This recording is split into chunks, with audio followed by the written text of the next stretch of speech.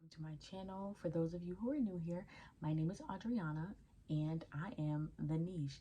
I am Authentically Audriana, and on my channel I share just about everything. And so if you're wondering why the algorithm has brought you to my channel, it's probably because my videos cover something that you're interested in. So make sure that you go ahead and view my channel, but before you go ahead and get off this video, make sure that you like and subscribe, because even if you don't think that this video is interesting, it's probably going to inform you, educate you, and entertain you in some form or another. So I will be talking about brand deals and things that people don't know when it comes to working with brands as influencers that I think are super important, and that they're important because they're the stepping stone for working with brands. I want to clear some of the negativity and doubts with working with brands. So make sure you stay to the end. I may give you some bonus tips at the end because I love to give information for free. So without further ado, let me get into the first thing with working with brands.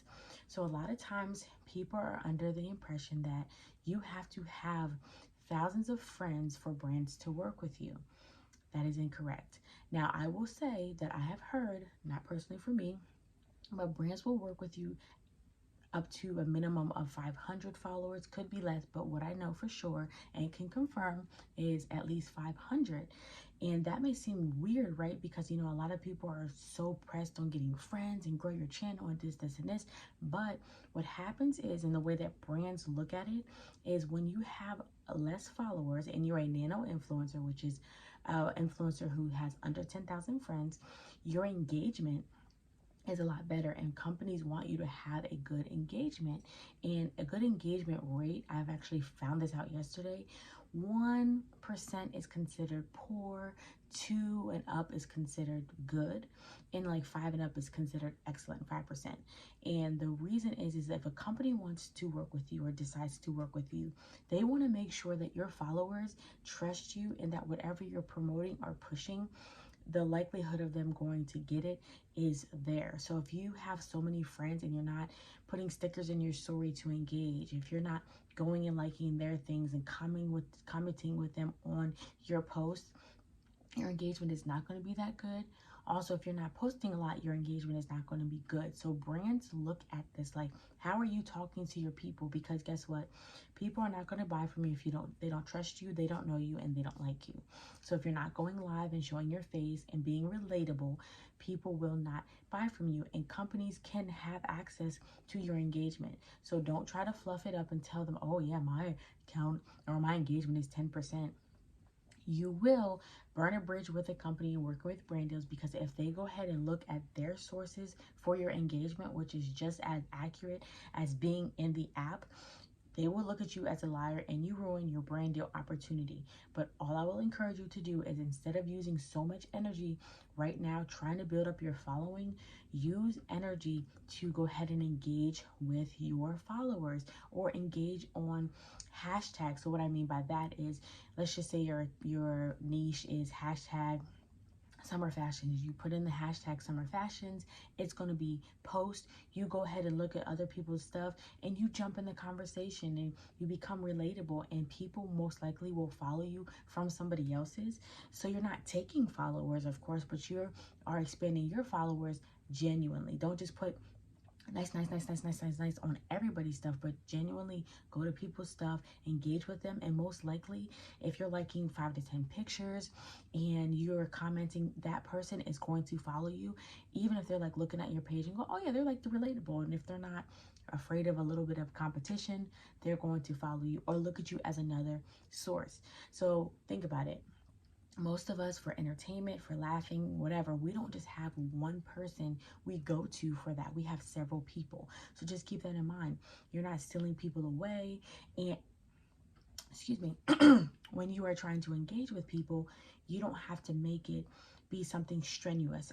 I would suggest going to maybe 5 to 10 hashtags or people within a hashtag and commenting on their pages. So I usually personally may go to somebody's page and I may like 10 to 15 and may comment genuinely something about the outfit or whatever in that post. And those people, even if it's not that same day, because they have to catch up on their comments, will come back and they will end up following me, and it's a genuine engagement. So that's really cool. So my engagement for at least my daughter's account, because me, it is really hard sometimes to do more than 2 pages. Her engagement is really high. I think the last time I checked it was like 6. So right now it's excellent. And I've been implementing daily engagement, sharing people's stories, liking people's stuff, commenting. When I post something within that hour, I try to get in there and tackle the comments and, just really be active without it consuming my day. So if you're concerned about how long is this going to take, set a timer for yourself and figure out the best way for you to boost your engagement. So just to kind of recap on the first point is that you can get brand deals at 500 followers, but you want to make sure that your engagement is at least a 2 and above for a company to consider, if they even use influencers as if they actually even use influencers to promote their products. And I'm actually going to get into that point, I believe, at the end. Okay, number 2, when it comes to brands, they are not opposed and do not discourage you for reaching out as an influencer. And yes, even as a small nano influencer, you can reach out to brands. But time out, because before you do that, because I know you're like, oh, let me get my stuff and go and like reach out to brands. You want to make sure that your page and your niche for your Instagram or whatever does align closely to that brand you're trying to work with. For example, because y'all know I got examples, is if you are doing sports, health and fitness, you can't really want to reach out to Coke and Pepsi and say you want to work with them, because you're promoting something that's in a complete opposition to what they push. They don't say that Coke or Pepsi is unhealthy, but honey, if we read in the labels, we already know that it really doesn't align with health and fitness, right? So you have to be careful with what brand you want to work with and make sure that your page and stuff is not going to kind of confuse them. Or if they come to your page and they can't tell, okay, so are you doing sports? Are you doing fashion? Are you doing engineering? Or what's going on here? So brands may look at your stuff, and even if you do have 20,000 followers, brands still may go, this person has more posts about food than they do like fashion, and so we may be discouraged to work with this person because we may think that they're here for the fashion or the food more than the fashion. So just make sure you are looking at those brands that you want to work with and trying to mirror the type of content that you think that they would want. And of course, there's several brands, so you kind of don't want to have your page all over the place. But once you see the brands and the type of quality and how they do their pictures and their headings and captions, you'll be just fine. So just keep that in mind. And once you feel that your page, and another thing, once you feel like your page is together, it's presentable, go ahead and do a pitch email. I would not encourage you guys to DM brands unless they've already started a conversation or whatever. Do your research, take the time, and try to find these marketing managers of these companies' contact information. There's LinkedIn, there's free sources, like I think one's called Sign Up or something, that will help you be able to locate those people's information, and you send them out.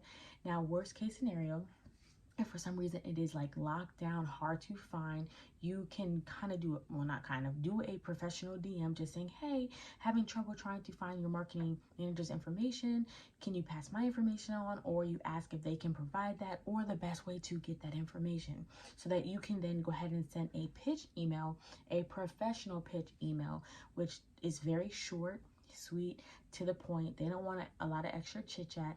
Just be straightforward, your purpose for it, saying you want to collab, tell them, why you want to work with them, but don't be too extra or they're going to know it's a bunch of fluff. And like I said, maybe I'll do a video talking about, a pitch email and also a media kit, which a lot of influencers don't know about, but it is important. And that basically, to sum it up, is almost like a Instagram or digital resume that shows like your demographics, your insights, and how you engage, who's your followers, meaning what men or women, any other brand collaborations that you have, a bio. So just a lot of companies kind of like that, and so I'll kind of get into that on a different video. But want to make sure before you reach out that you have your stuff together, because unfortunately, if you go ahead and just attack an email or whatever and you're not together and they look, and you're in the process of getting stuff together, you could ruin your brand deal that soon. So just make sure you take the time. Highlights are important, just so you know. So just break down your stuff. So let's just say, even if you want to work with different types of brands, but your main focus, let's say, is fitness, but you want to do let's see, IT or anything different than what you're actually thinking, is make those highlights, and then they can go, oh, okay, well, highlights are stories, so they can still kind of push it and find a way to work with you and make it work. So just do highlights, make sure your bio is clear, use a clear photo, you know, just try to put keywords in your bio, just make it really, really look nice. And again, you may have to pay somebody to help you or get some insight and have a like a Facebook, or sorry, not Facebook, possibly Facebook, but also a Instagram audit. So just hold on. I'm gonna get into that hopefully in another video. So that's number 2. So just to recap on point number 2 is that you can reach out to brands and pitch to brands. You don't have to wait for brands to pitch out to you. Awesome, right? So my third point about brands that I want you guys to know is that when you do secure a brand deal and it comes to pricing and what you can charge, believe me, you can charge way more than you think, even as a small influencer, because you have to know your worth. And a lot of these companies have a budget and they are willing to spend big bucks on influencers. Now, of course, you're thinking, well, I'm just new to the game. I don't think I can be charging more than $20, baby. Here is a newsflash. Even as a smaller influencer, you can charge $150 for a post, $250 for a story, and $350 for a reel. You really, really can. And sometimes you can add $50 to each of those and allow those companies to try to negotiate you down, because they will do it. But if you, I promise you, if you tell a company, because you don't know what your worth is, that you will only charge $10 for a post, $20 for a story, and $30 for a reel, they will pay you just that. There's not going to be anybody saying, oh, that's kind of low. Are you sure? We're going to give you a little bit more because we know you're probably new to the game. No, that's more money for them. So you can charge and give yourself room so that even if they negotiate you down, let's just say $50, then you were already going to make $150, $250, and $350 anyway. So that's really exciting. And as you get better and the more you collaborate, the more people you do, the better your content gets because of effects and whatever, you can charge more. I think the most I know personally of somebody is charging $5,000 just for a reel, and you make that money. So just something to consider. And you can look it up. There's certain apps. I can't remember the one. Oh, I think it's Heartbeat. Heartbeat is an app that you can download and try to get linked in with brand collaborations. They will try to say, I signed up and it was like $20. I'm like, this isn't the app for me, because there's no way with my content, the time, the effort, everything that goes into shooting this stuff, that $20 is going to cut it. So again, let me recap on the third point, is that you can charge more than you probably think. When it comes to brands, make sure you go ahead and market yourself correctly. Be confident in your answer. And guess what, guys? You're going to hear no, not once, not twice, maybe 3 times or more. But don't compromise on your value, because you deserve to make money. This takes a lot of time. Being a content creator is not passive. It is not always easy, and it takes a lot of hours. So I really do hope this video helps you. I did say I was going to get into something, and guess what, y'all? I forgot what it was, but I do want to talk about this point, and I may expand on a different video, but I have been growing my daughter's account, and I'm going to include my account, my IG and her IG in the bottom. So it'd be wonderful if you can go follow us and enjoy us over there as well. But one thing I would say is that when it comes to growing your social media accounts, you have to play around with it. I mean, I've heard countless videos on use this hashtag, don't use this hash, do it this time, and do whatever. And you really have to just continue to play with it and document and keep a record. So for example, with hashtags, when you see a video that goes really good and whatever, though reels don't tell you what time things post, you can see the hashtags that you use, right? So keep a document of when, if you can, the time you're doing your reels or your post or whatever, and then also the hashtags to try to see how you can grow your following too. I mean, I'm not saying just only work on engagement and just forget about your following. I think the more that you engage is going to bring authentic, organic following.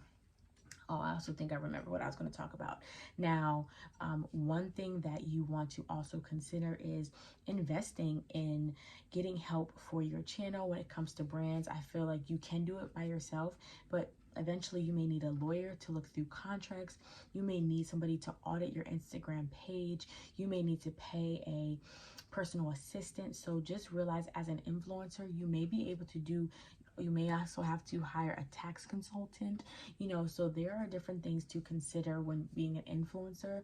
And I know, as long as you can, take the least expensive route, and just know that there may be money that you may have to put forward. But if you are being really well paid, then 30% of that, 10% of that paying somebody to help you is not that bad. But I think that had I not invested in my daughter's growth, as well as I'm taking notes from my personal account too, I don't think that I would have been able to grow as fast. So I'm going to link down below a video of, sorry, not a video, a link to the Top Tier Creators Kids Academy that I've joined.